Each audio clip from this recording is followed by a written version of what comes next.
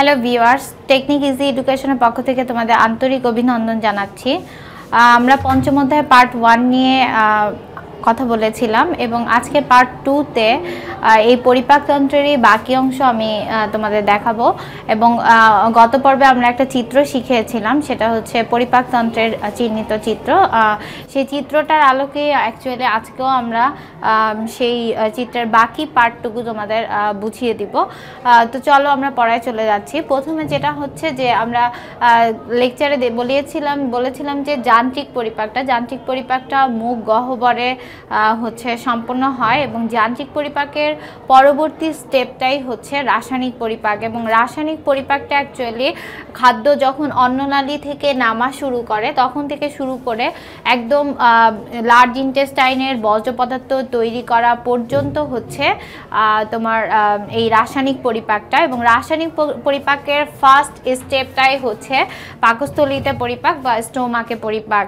এবং পাকস্থলীতে পরিপাকে একটু খেয়াল করি আমরা যে খাবার অন্ননালী দিয়ে নামার পরপরই তুমি যে খাবারই খাও না কেন, জটিল খাদ্যবস্তু হোক বা সরল খাদ্যবস্তু হোক, যে খাবারই তুমি খাচ্ছ সেই খাবারটাই অ্যাকচুয়ালি তোমার অন্ননালী দিয়ে সরাসরি চলে আসে হচ্ছে পাকস্থলীতে।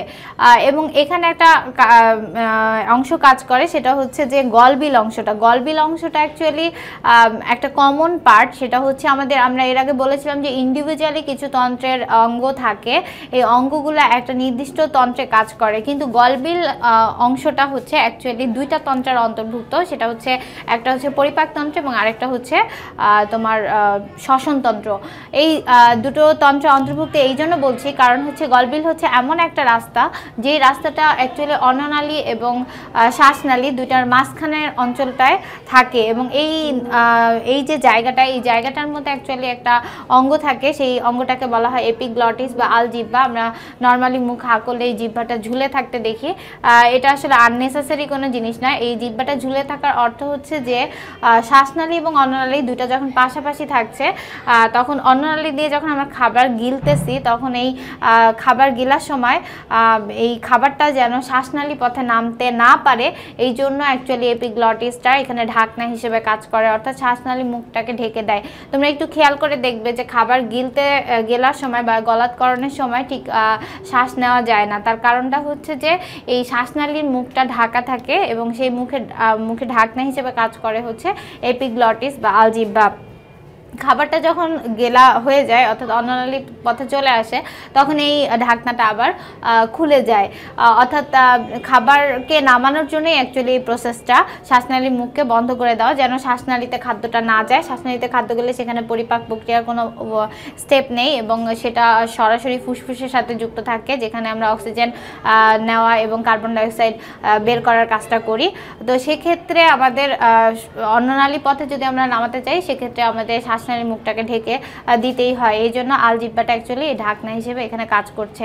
এবং পরবর্তী স্টেপে দেখা যায় যে অন্ননালী পথে যখন খাবারটা নেমে আসলো তখন এই অন্ননালী পথে নেমে আসার পরে সেটা অ্যাকচুয়ালি পাকস্থলীতে অবস্থান নেয়। এবং পাকস্থলীটা হচ্ছে একটা ব্যাগ বা থলি, যেই থলিটার মধ্যে তুমি অ্যাকচুয়ালি খাবারটাকে রাখছো, অর্থাৎ পেটে যাওয়ার পরে খাবারটাকে রাখছো যেই থলিটার মধ্যে, সেই থলিটাই হচ্ছে পাকস্থলী।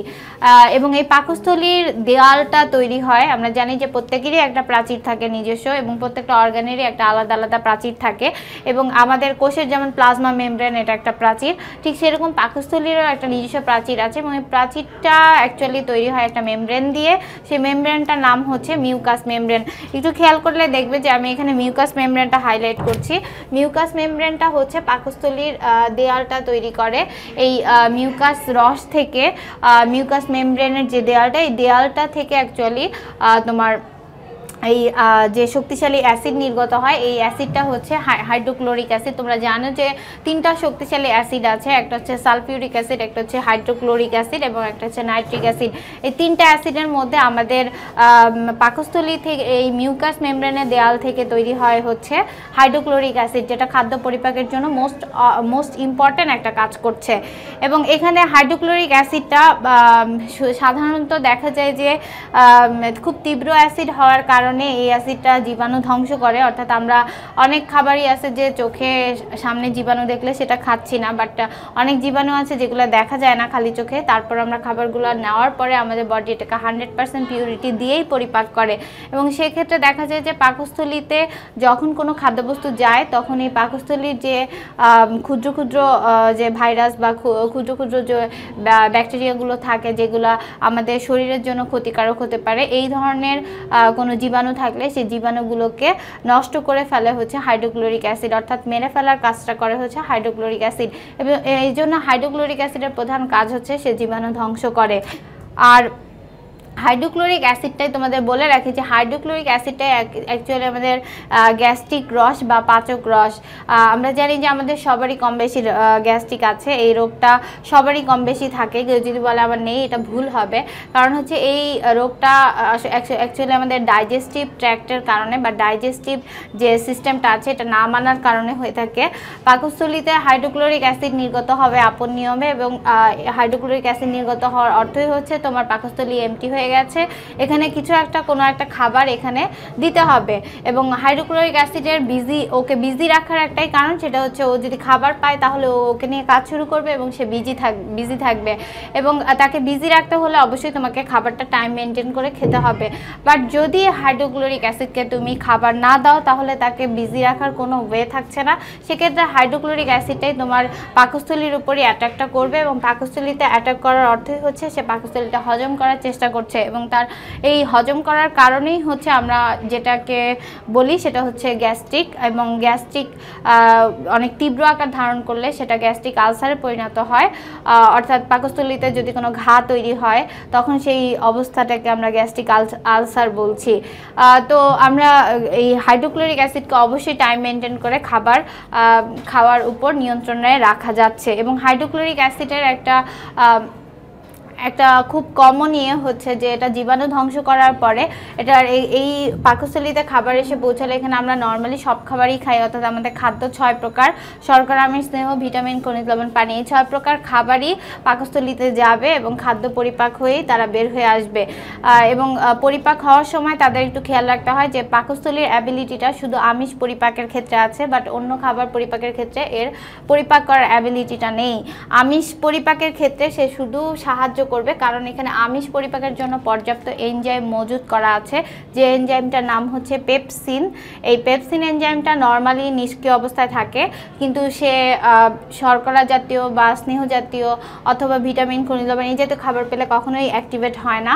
কিন্তু আমিষ জাতীয় খাবারের সংস্পর্শে আসা মানেই এটা নিষ্ক্রিয় থেকে সক্রিয় রূপ ধারণ করে, এবং এটা শুধু অ্যাবিলিটি আছে আমিষকে পরিপাক করার জন্য, এটা অন্যান্য কোনো খাবারকে পরিপাক করতে পারে না।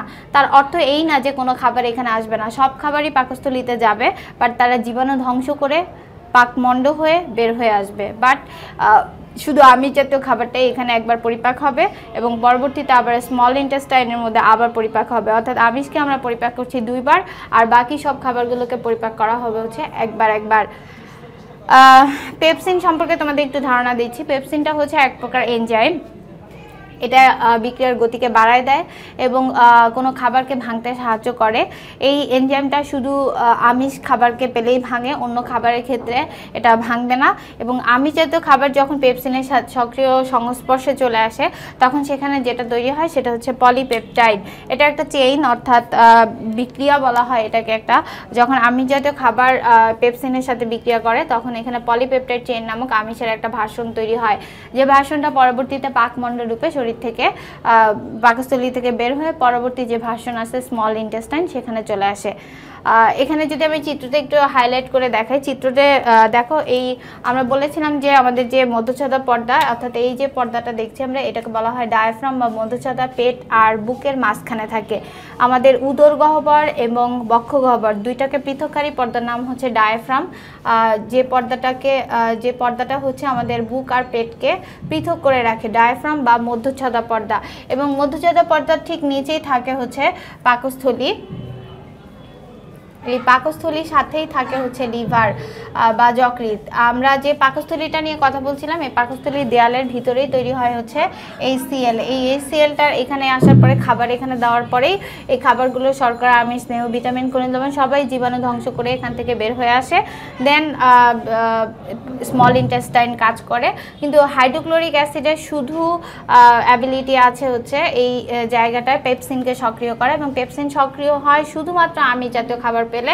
অন্য কোনো খাবারের ক্ষেত্রে এই খাদ্যটা এখানে পরিপাক হয় না, শুধু আমিষ জাতীয় খাবারটাই এখানে পরিপাক হয়। বাকিগুলো পাকমণ্ড হয়ে বা কাইম হয়ে বের হয়ে আসে। পাকমণ্ড বা কাইম মানে হচ্ছে যে মণ্ডটা এখানে তৈরি হবে বা খাবারটা যতটা ডাইজেস্ট হবে, ম্যাশ হবে, সেই ম্যাশটাকেই বলা হচ্ছে অ্যাকচুয়ালি পাকমণ্ড। এটা অনেকটা অর্ধতর স্যুপের মতো, স্যুপ ক্যাটাগরি দেখতে। এবং এই মণ্ডটা বের হয়ে এসেই দেন স্মল ইন্টেস্টাইনে পুরো খাদ্যটা পরিপাক হয়ে শোষণযোগ্য উপাদানে পরিণত হবে। তো পার্ট 2-তে আমরা পাকস্থলীতে পরিপাক দেখালাম তোমাদের। পার্ট 3-তে আমরা পরবর্তী পরিপাক প্রক্রিয়াটা নিয়ে আলোচনা করব। আজকে এই পর্যন্তই থাকবে। থ্যাংক ইউ সবাইকে।